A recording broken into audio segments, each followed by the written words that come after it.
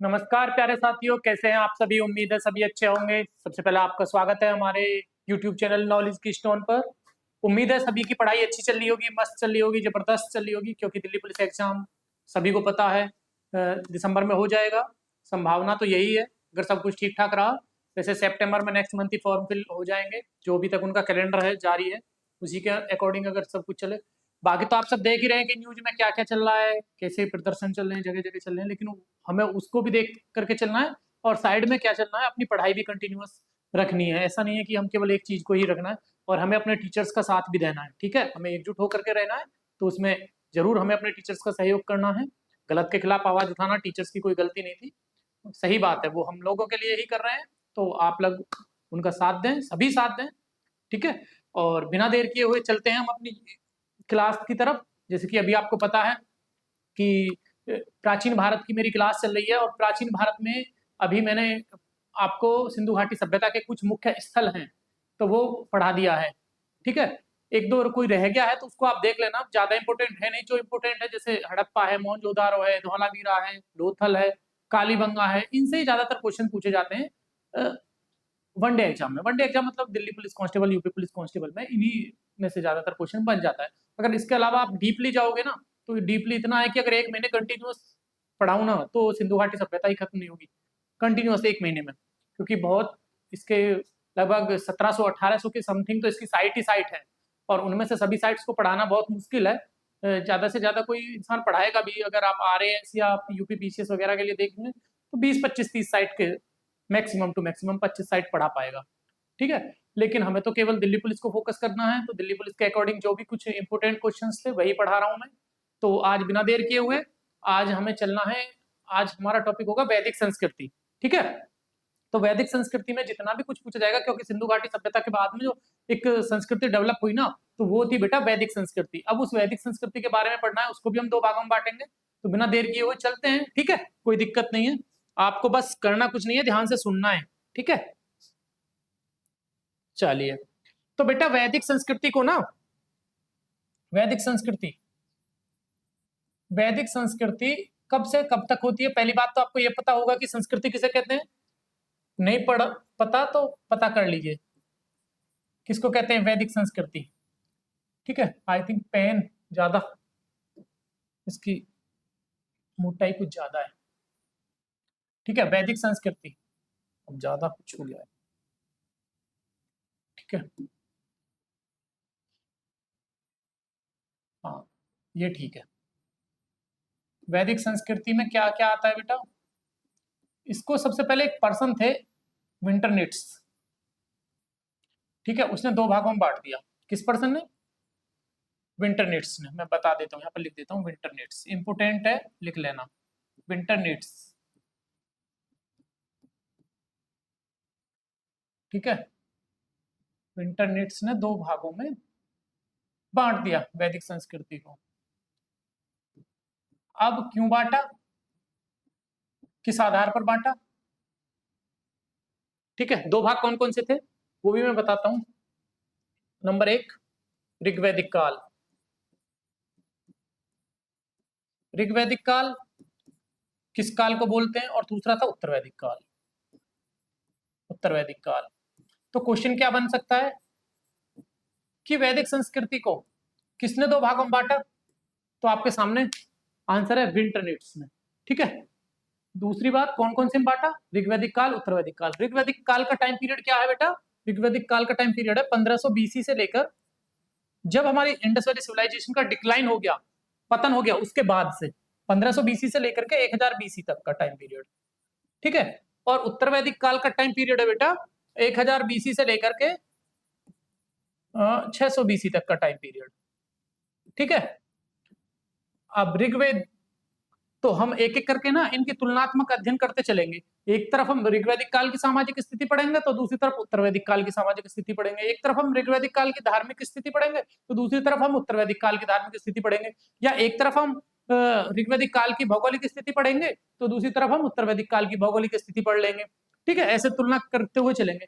तो सबसे पहले हम ऋग्वैदिक काल को ही ले लेते हैं। अच्छा, इसके बारे में कुछ और फैक्ट जानना चाहते हो तो मैं बता देता हूं अभी आपको। ठीक है, ऋग्वैदिक काल, राइटिंग पर मत जाना, मेरी राइटिंग बहुत बेकार है। सिर्फ सुनना है आपको, राइटिंग नहीं देखना, सिर्फ सुनना है, और सुनकर के 102 बार वीडियो को देख लेना, अपने आप फिट बैठ जाएगा दिमाग में, कोई दिक्कत नहीं। ठीक है, ऋग्वैदिक काल, इसकी भौगोलिक स्थिति। ठीक है, भौगोलिक स्थिति क्या थी? भौगोलिक स्थिति सबसे पहले ये कहाँ थे?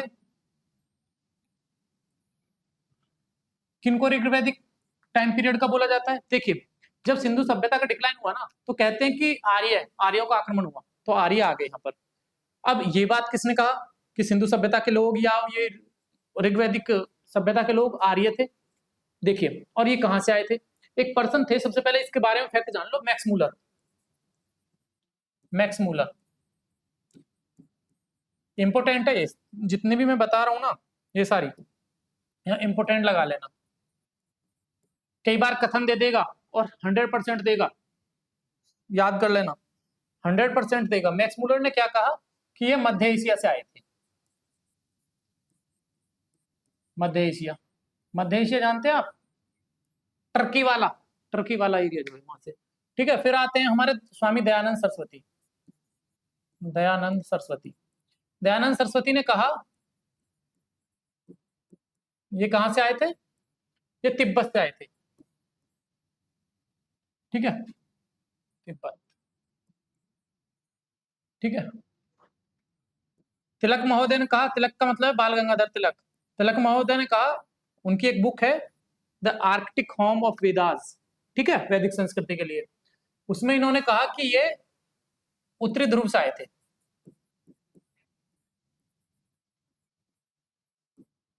अब आ जाते हो, कूद पड़ती हमारी क्या? एनसीईआरटी। एनसीईआरटी, एनसीईआरटी क्या कहती है? एनसीईआरटी कहती है कि ये आल्प्स पर्वत, आल्प्स के पूर्व से आए थे, पर्वत के पूर्व से आए थे। अब बेटा सही क्या है?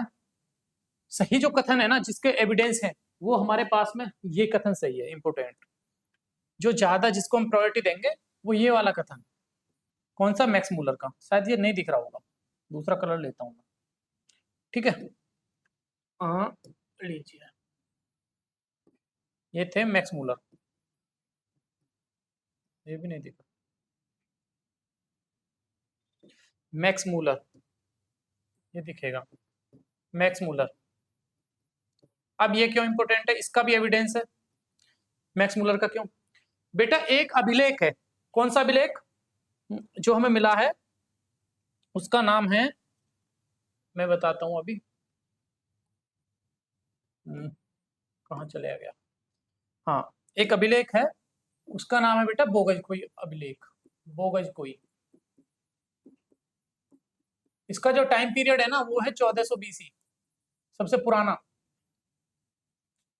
1400 BC के टाइम पीरियड का है बोगजकोई अभिलेख। ये एशिया माइनर से मिला है। ठीक है, तो इसमें 4 देवी देवताओं का अभिलेख है, मतलब वर्णन है। कौन कौन से देवी देवता है? नंबर 1 इंद्र, वरुण, इंद्र, मित्र, पहले मित्र लो, मित्र, वरुण और नासत्य, यानी अश्विन, नासत्य, इनको हम अश्विन भी बोल देते हैं, अश्विन। इन देवताओं का उल्लेख है, और ये देवी देवता हमारे उसमें भी पाए जाते हैं, हमारे वेदों में भी है, ऋग्वेद में भी इनका उल्लेख है। तो कहा जाता है कि ये जो आर्य थे, ये मध्य एशिया से आए, तो ये बात सत्य हो जाती है। देखिए, एक बात मैं आपको बताता हूँ, इंसान कहीं से कहीं पे भी चला जाए, अपना पहनावा बदल सकता है, ठीक है, रहन सहन बदल सकता है, खान पीन बदल सकता है। एक जो चीज है जिसको नहीं बदलता वो है धर्म। धर्म को नहीं बदलता। जैसे सपोज दैट कोई गांव से गया शहर में जाकर के, गांव में कोई लड़की सपोज दैट सूट सलवार पहनती या साड़ी पहनती, वहां पर जाकर के क्या जींस टी शर्ट पहनने लगेगी? आजकल तो गांव में पहनते हैं, लेकिन मैं इसके फेवर और अनफेवर में नहीं हूँ, मैं सिर्फ एक एग्जाम्पल दे रहा हूँ। ठीक है, या गांव से कोई क्या खाता, सीधे बाजरे की रोटी या फिर मक्का की रोटी ऐसी खाते हैं, और वहां पर जाकर क्या खाते हैं? पिज्जा बर्गर, ये अलग शहर के। तो इंसान सब कुछ बदलता है, लेकिन धर्म ऐसा तो नहीं है कि गांव में कोई और धर्म को मानते थे, शहर में जाकर के किसी और धर्म को मानने लगे, ऐसा तो नहीं था। तो इनका धर्म क्या था आप समझ जाइए।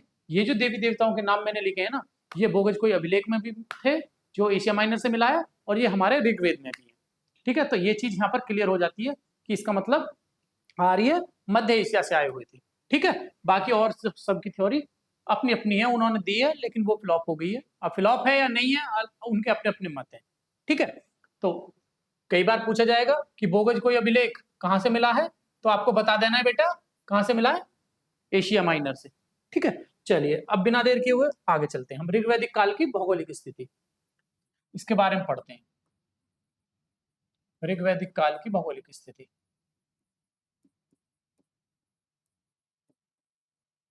क्या पढ़ना है भौगोलिक स्थिति में? इसमें भौगोलिक स्थिति में क्या पढ़ेंगे बेटा? इसमें ना एक चीज है, आज थोड़ा बोर्ड शायद हमारा साथ ऐसे दे रहा है। ठीक है, एक चीज है, ये सबसे पहले कहाँ आर्य कहाँ पर आकर के बसे थे बेटा? नदियों के किनारे। नदी कौन कौन सी? सप्त आंध्र प्रदेश में। कहाँ पर आकर के बसे थे? सप्त आंध्र प्रदेश में। ठीक है, तो सप्त आंध्र प्रदेश कौन कौन सा? जैसे कि सिंधु नदी, एक तरफ मैं नदियों के नाम लिखे देता हूँ, सिंधु, सतलुज,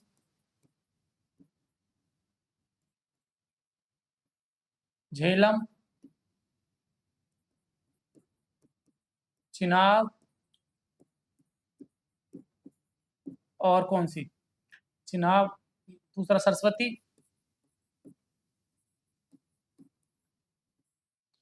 व्यास, और एक है फिर हाँ गंडक। ये नदियों का क्षेत्र। ठीक है, 2 3 4 7, हाँ ये। ठीक है, तो बेटा इसके किनारे आकर के बसी। अब इसमें सब पहले क्या बोलते थे, ये भी आपको पता होना चाहिए कि प्राचीन काल में सिंधु नदी को क्या बोलते थे? तो सिंधु को सिंधु ही बोलते, ऋग्वेद में सिंधु को सिंधु ही कहा गया है। ठीक है, सतलुज को सतुद्री कहा गया है, सतुद्री। ठीक है, झेलम को विस्ता कहा गया है या परुष्णी।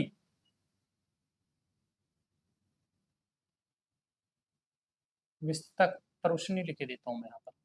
ये तो हो गया सतुद्री, और यहाँ पर परुष्णी। ठीक है, कई बार मैच मैच कराने के लिए दे देगा, एक तरफ 4 इनके नाम होंगे प्राचीन नाम ऋग्वेद के, और एक तरफ 4 नए नाम होंगे, तो आपको मैच करना है किसको क्या बोलता है। आता है जरूर, चिनाब। चिनाब को क्या बोलते बेटा? पहले सरस्वती को ले लो, सरस्वती को लेते नदी तमा। चिनाब को आप बताओगे क्या बोलते हैं? व्यास, व्यास को विपाशा। ठीक है, गंडक, गंडक को बोलते हैं बेटा सदानीरा। अब चिनाब को क्या बोलते हैं बताइए? सिंधु, सतुद्री, परुष्णी, नदी तमा, विपाशा, सदानीरा। चिनाब को क्या बोलते हैं? कमेंट में बताना। चलो क्या बताओगे, मैं ही बता देता हूँ, अस्कनी। ठीक है, तो ये इनके भौगोलिक स्थिति थी, ये लोग यहाँ पर आकर के बस गए। ठीक है, अब उत्तर वैदिक काल की भौगोलिक स्थिति देखते हैं कि ये कहाँ पर थे। दूसरी बात, चलते हैं उत्तर वैदिक काल की भौगोलिक स्थिति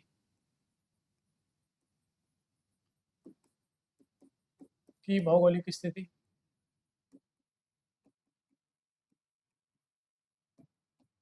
अब इसमें क्या क्या आता है उत्तर वैदिक काल में?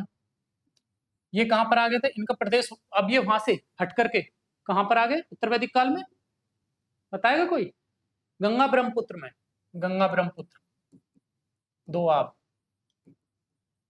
ब्रह्मपुत्र दोआब में आ गए, दोआब। ये अब यहाँ पर आकर के बस गए थे, गंगा ब्रह्मपुत्र दोआब में। ठीक है, क्लियर है ना? इधर की तरफ आ गए। तो उम्मीद है कि सबको भौगोलिक स्थिति तो समझ आ गई होगी। अब पढ़ते हैं हम इनकी राजनीतिक स्थिति क्या थी।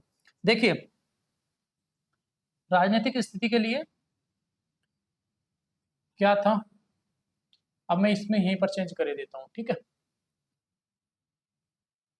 राजनीतिक स्थिति देखिए,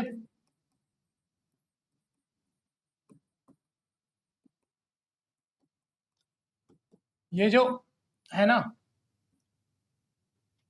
सॉरी ये गलती हो गया, ये लाइन खिंचती जा रही है। बोर्ड आज कुछ हमारा ना स्लो चल रहा है, देख लेना, क्योंकि हमारा जो आलोक है वो आज है नहीं यहाँ। आज मुझे खुद को ही करना पड़ रहा है ये मैनेज। तो यहाँ पर लिखता हूँ मैं, ऋग वैदिक काल की राजनीतिक स्थिति। ऋग वैदिक काल की राजनीतिक स्थिति क्या क्या थी इसमें? देखिए, नंबर 1 तो ये समझ लीजिए कि सबसे पहले जो सबसे छोटी इकाई होती थी वो होती थी ग्राम, नहीं परिवार। सबसे छोटी इकाई क्या थी? परिवार। परिवार के बाद क्या था? ग्राम। ग्राम के बाद विश्व, विश्व के बाद जन।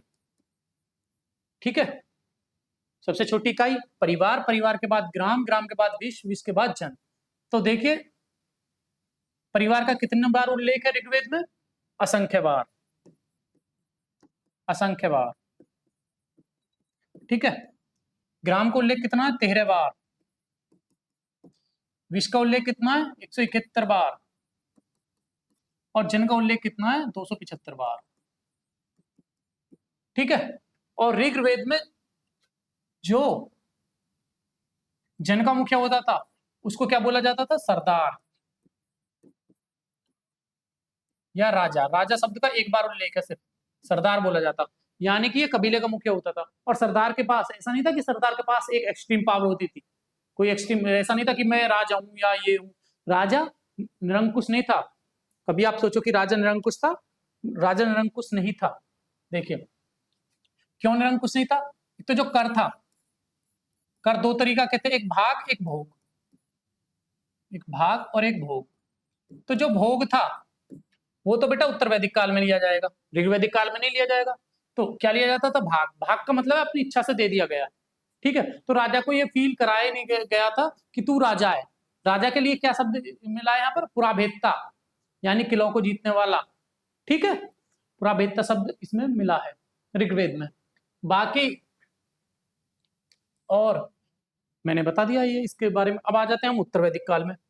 ठीक है, उत्तर वैदिक काल। उत्तर वैदिक काल की राजनीतिक स्थिति स्थिति उत्तर वैदिक काल की राजनीतिक स्थिति में क्या क्या है? राजा एक तो निरंकुश हो गया, राजा निरंकुश हो गया। राजा निरंकुश हो गया। ठीक है, क्यों? क्योंकि पहले पहले क्या था? ऋग्वेदिक काल में राजा को ये फील कराया नहीं गया कि तू राजा है, क्योंकि उसके पास अपनी जमीन नहीं थी। वो क्या था? कबीला समाज था, एक खानाबदोश समाज था। कभी यहाँ कभी वहां, कभी वहां कभी वहां, जगह जगह ठहरता था, शिकार करता। ठीक है, या यहाँ पर जीवन जीता था। लेकिन उत्तर वैदिक काल में क्या हुआ? लोहे का आविष्कार हुआ, कृषि का आविष्कार हुआ। जब कृषि करना लग गया, स्थायित्व आ गया, जीवन में स्थायित्व आ गया। ठीक है, स्थायी जीवन हो गया उत्तर वैदिक काल में, स्थायी जीवन। ठीक है, लोहे का आविष्कार, लोहे का आविष्कार हो गया।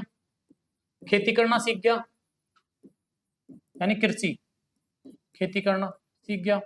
ठीक है, अब जब कृषि उत्पादन होगा, कृषि उत्पादन होगा तो कुछ और भी तो करेगा वो कृषि उत्पादन के साथ साथ। अब भाग की जगह पर क्या लेगा? भोग।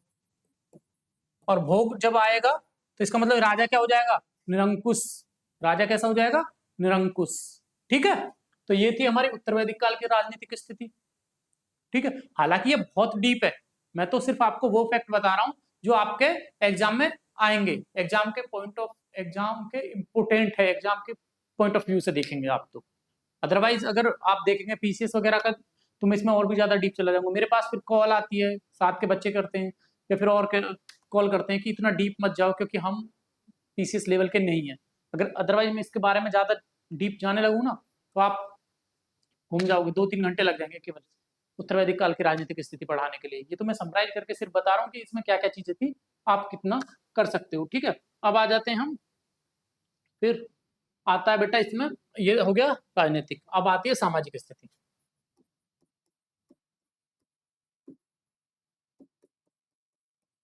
सामाजिक स्थिति ऋग्वैदिक काल की, समझ जाना, ऋग्वैदिक समझ जाना, ये समझने के लिए सिर्फ, ठीक है। ऋग्वैदिक काल की सामाजिक स्थिति, तो इसमें क्या क्या है बेटा, नंबर 1 तो 4 संस्थाओं का जन्म हो गया था। हालांकि मैंने इसमें नहीं बताया, वो राजनीतिक में बता देनी थी। सभा इंपोर्टेंट है, ये लिख लेना फिर से, सभा क्या करेगा भाई बोर्ड, हाँ, सभा,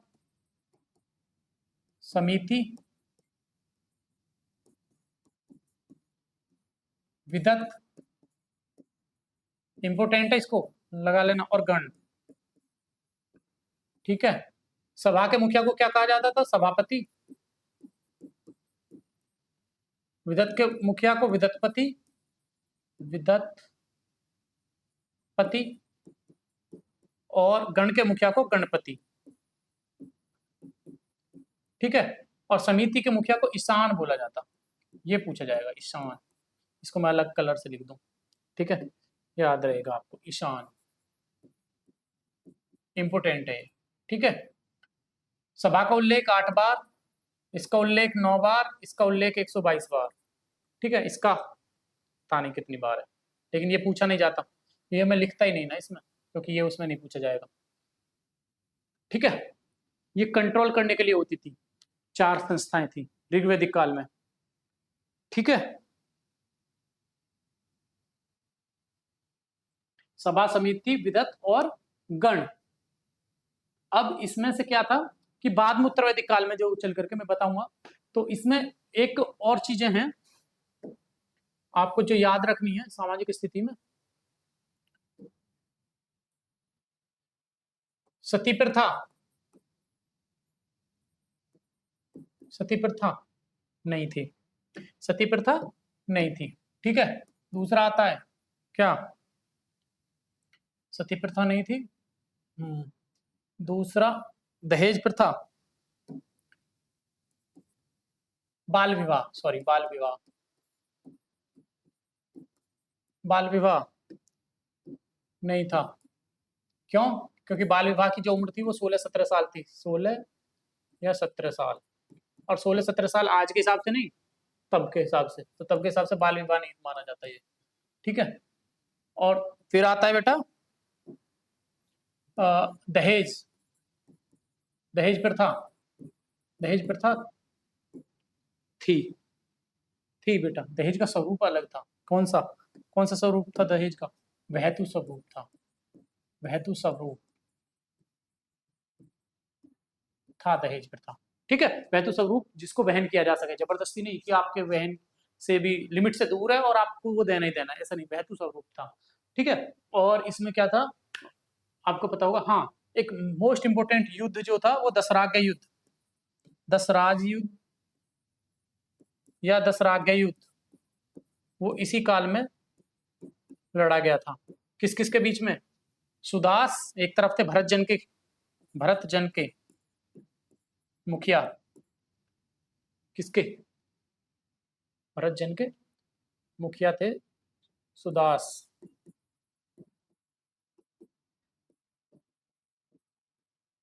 सुदास, और एक तरफ 10 गण थे, ठीक है, कुरु, तुरु और बहुत सारे थे, वो तुम्हारे मतलब के नहीं है, ठीक है। तो ये था, इनके बीच में एक मोस्ट इंपोर्टेंट ये भी लड़ाई था। दूसरा एक इसी के 10वें मंडल में, ऋग्वेद के 10वें मंडल में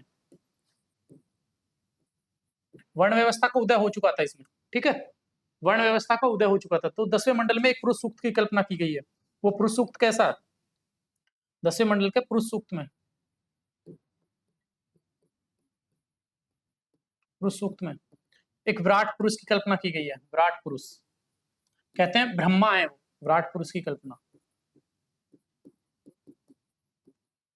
ठीक है, कहते हैं वो ब्रह्मा है, कैसे कि ये कोई एक ब्रह्मा है, ठीक है, ये मैंने ब्रह्मा की चीज बना दिए हैं, ठीक है, देख लेना आप, समझाने के तौर पर बना दिए हैं, ठीक है, इनके, ठीक है। तो यहां से ब्राह्मण, मुख से ब्राह्मण,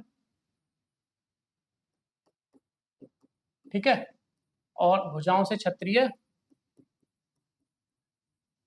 पेट से वैश्य और जंघा से शूद्र की उत्पत्ति हुई है।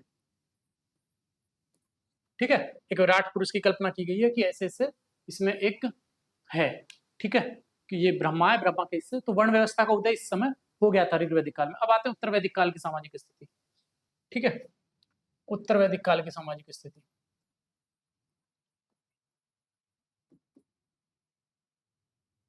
हाँ, पहले ऋग्वैदिक काल की कुछ एक और मैं बता दूं, कुछ इंपोर्टेंट महिला रही हैं। ठीक है, जैसे लोपामुद्रा, विदुषी महिला, विदुषी महिला महिला रही हैं। ठीक है, लोपामुद्रा, घोषा, अपाला, सिक्ता आदि। ठीक है, हालांकि आप हैं तो बहुत सारी, लेकिन मैं वही लगा रहा हूँ। अभी गार्गी वगैरह वो उत्तर वैदिक काल के आएंगे। ठीक है, तो इसमें एक विदुषी महिला रही है, और जो अविवाहित थी, आजीवन अविवाहित, आजीवन, ये कई बार पूछा गया, आजीवन अविवाहित महिला को क्या कहा गया है ऋग्वेद में? अविवाहित, आजीवन अविवाहित महिला को कहा गया है बेटा अमाजू। विद्या अध्ययन में लगी महिला को क्या कहा गया है? विद्या अध्ययन में लगी महिला को, विद्या अध्ययन में लगी महिला, उसको कहा गया है बेटा क्या? विद्या अध्ययन में लगी महिला को कहा गया है ब्रह्मवादिनी।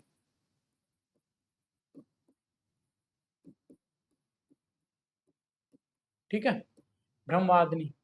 और क्या था? बस यही है। ठीक है, इससे रिलेटेड तो और क्या आ सकता है इसमें ऋग्वैदिक काल में? जो तुम्हारे इंपोर्टेंट है वो मैंने ये बता दिया। ठीक है, कोई आएगा तो मैं बता दूंगा, और अभी आगे याद आता है तो कुछ ऐसा। अब उत्तर वैदिक काल की आ जाइए स्थिति। उत्तर वैदिक काल की यहाँ लिखते हैं, उत्तर वैदिक काल की स्थिति की सामाजिक स्थिति। स्थिति क्या थी बेटा? एक चीज भूल गए हम, वहां पर पीछे जाऊंगा मैं उस स्लाइड पर, एक और थी, एक होगी। हाँ, सभा में महिलाएं भाग ले सकती थी, समिति में नहीं लेती थी, विदत में ले सकती थी, और गण में नहीं ले सकती थी। ठीक है, तो ध्यान कर लेना ये। ठीक है, उत्तर वैदिक काल की सामाजिक स्थिति।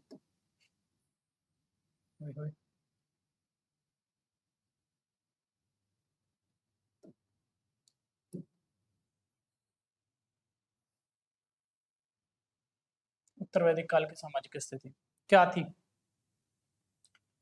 नंबर एक तो सभा और समिति, सभा और समिति को प्रजापति की जुड़वा पुत्रियां कहा गया है, कहा गया है उत्तर वैदिक काल में। ये ऐसा कहां से मिलता है हमें? अथर्ववेद से, अथर्ववेद से मिलता है।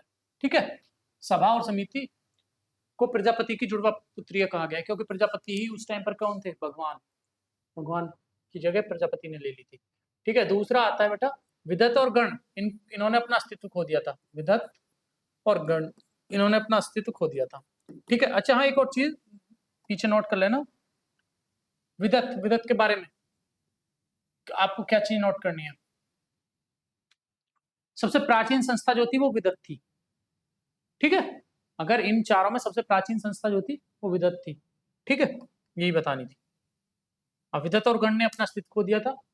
गा ट्रिपल जी याद कर लेना, गार्गी, गंधर्व भी वगैरह वो महिला हैं, वो नहीं पूछा जाएगा आप लोगों से। तो सभा समिति उत्तर वैदिक काल में सामाजिक स्थिति। हाँ, और क्या था देखिए, 8 प्रकार के विवाह, 8 प्रकार के विवाह, जैसे पैशाच, गंधर्व, ठीक है, देव, आर्ष, ये विवाह जो 8 प्रकार के विवाह हैं, उनकी उत्पत्ति उत्तर वैदिक काल में हो गई थी। ठीक है, दूसरा आता है आश्रम व्यवस्था का उदय, आश्रम व्यवस्था का उदय,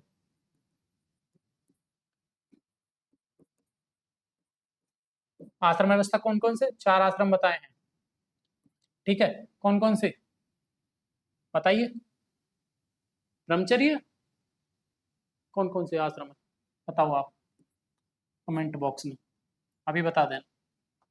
चलो मैं बताता हूँ अभी ये भी, ठीक है, बताइएगा, पहले इतने सोच करके आप बताइए। एक संस्कार, 16 संस्कार, 16 संस्कार,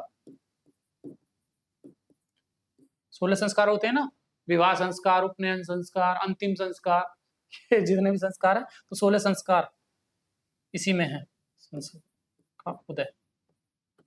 ठीक है, अच्छा चलो बताओ सबसे पहले कौन कौन सी है वर्ण व्यवस्था में? ब्रह्मचर्य, गृहस्थ, वानप्रस्थ और सन्यास, ये तो नहीं है? ठीक है, ब्रह्मचर्य कब से कब तक? 0 से 25, फिर गृहस्थ 26 से 50, वानप्रस्थ, वानप्रस्थ ये क्वेश्चन आया हुआ है वानप्रस्थ वाला तो, ठीक है, वानप्रस्थ कितना? 51 से 75, और फिर 76 से 50, और सॉरी सन्यास, ठीक है, 76 से 50, 100 सॉरी। और एक और ध्यान करना कि 4 बताए हैं कर्तव्य, कौन कौन से 4 का? अर्थ, काम, मोक्ष, धर्म, ये व्यवस्था, ये पूछी नहीं जाती है वैसे, आपके दिल्ली पुलिस वगैरह में ये नहीं पूछी जाती, जो पूछी जा सकती है वही मैं बता रहा हूँ बस केवल। ठीक है, तो प्रजापति की पुत्रियां कहा गया। तो चलिए, अभी मैंने 3 पॉइंटों पर डिस्कशन किया, जैसे ऋग्वैदिक काल की भौगोलिक स्थिति, ऋग्वैदिक काल, उत्तर वैदिक काल की भौगोलिक स्थिति, ऋग्वैदिक काल की सामाजिक स्थिति, उत्तर वैदिक काल की सामाजिक स्थिति, ऋग्वैदिक काल की राजनीतिक स्थिति, उत्तर वैदिक काल की राजनीतिक स्थिति, उसके मोस्ट इंपोर्टेंट जो जो फैक्ट हैं जो आपसे पूछे जाएंगे वनडे एग्जाम में, मैंने केवल आज उन्हीं को लिया है, तो बिना देर किए हुए, ठीक है, आप इनको 1 से 2 बार रिवाइज कीजिएगा। मिलते हैं कल की क्लास में, धन्यवाद।